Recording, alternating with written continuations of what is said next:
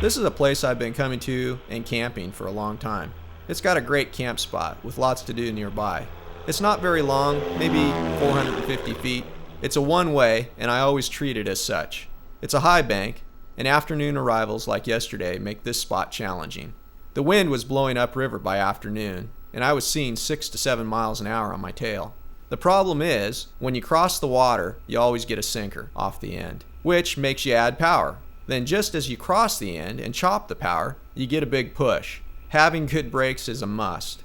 I used 350 plus feet of it that day. It was almost 100 degrees out, so the density altitude was another consideration. Had I never landed this before, in the heat of the afternoon, I would not have considered it.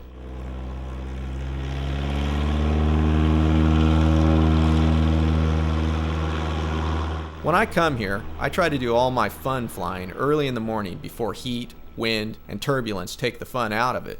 The desert with canyons like these is no place to be flying and landing during the heat of the day.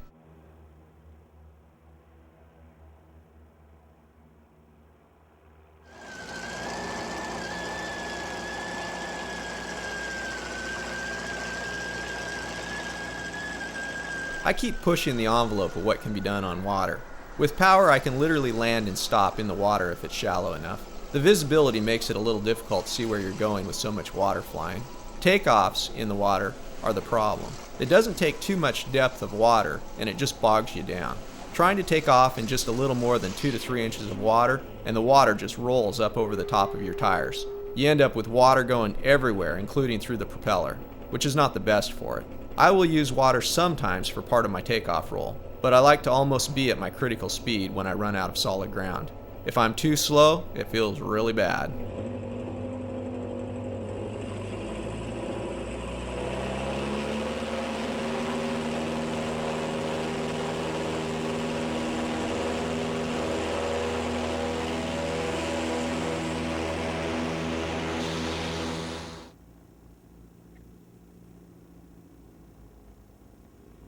On landing, I don't ever mess with the flaps until I'm stopped. This is a distraction I don't need in this critical phase of landing a tight spot. If I have slowed the airplane up to where it needs to be for touchdown, my flaps are doing little if nothing by the time I'm on the ground.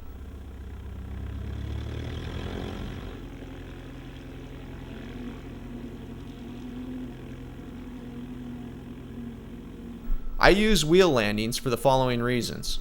This kind of flying, you need to see where you're going. If you land 3-point and hit something big with the tail wheel, it will put you all out of sorts and possibly over on your nose, or worse. I also have better overall aircraft control on the ground for dodging stuff.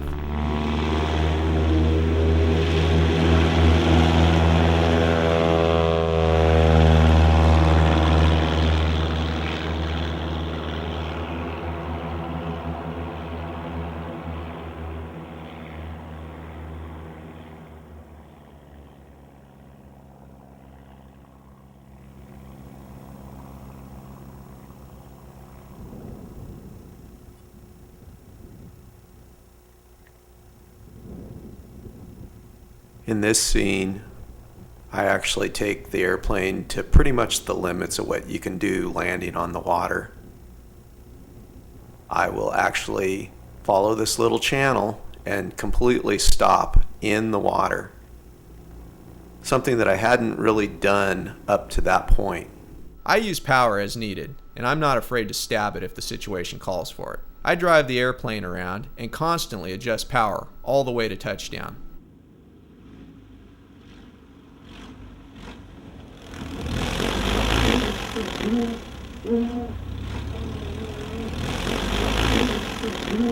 And then there are the brakes, which I use to adjust the height of my tail.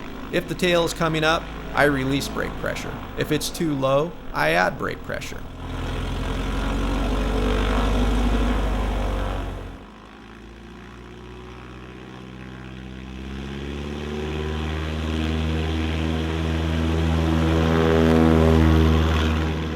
On takeoff, I set 1 notch of flaps so the handle is handy. As soon as I start to roll and the tail feels light, I pull the 2nd notch. And just before my plane is ready to fly, I pull the 3rd notch, which gets me in the air. As soon as practical, I go back to the second notch, and then 1 notch for climb out.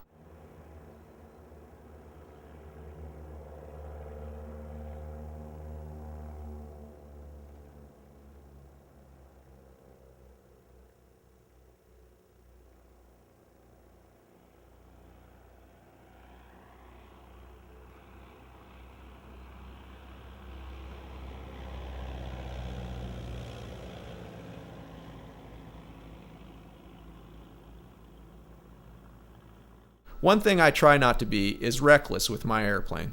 There are basically only a few reasons for wrecking an airplane, and most we have control over. It comes down to poor judgment, which could be landing a tight spot that's too short, which may have been plenty long for your buddy. Here's where knowing when to say no will really pay off, which brings me to the next one, poor piloting skills, which could be trying to fly beyond your abilities. It takes a lot of practice to do what you're seeing here. And then there is having the right equipment, which could be the whole airplane, or maybe just something that is missing like Tundra tires. And then the last one, mechanical failure, which you may or may not have any control over, but you can have an impact on. I don't just do 100-hour inspections or annuals. If I have a hard landing, for example, I will check all my gear bolts. I keep my airplane in top flying condition. I can't afford for it to break in some of these places I'm in.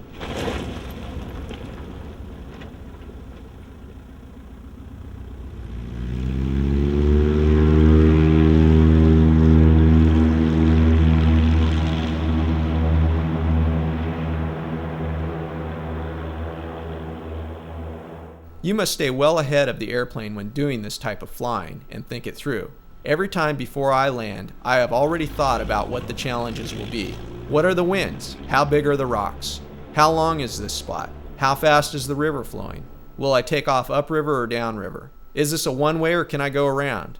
These are just some of the things that I may be thinking about. This all plays out in my mind ahead of time because once you're in it, everything is happening much faster. The checklist becomes much different from that of a city pilot. Don't get me wrong, that checklist is still there, but it's running in the background. It's the one that is so natural that it's no different than hopping in your car and going to get a video at the store. It needs to be there, but it's not on paper.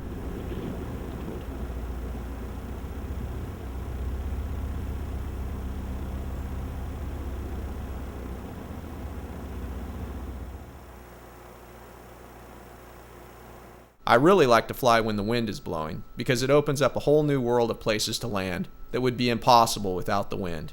When I can go out and land with 10 to 15 miles an hour of wind, it makes me feel like Superman.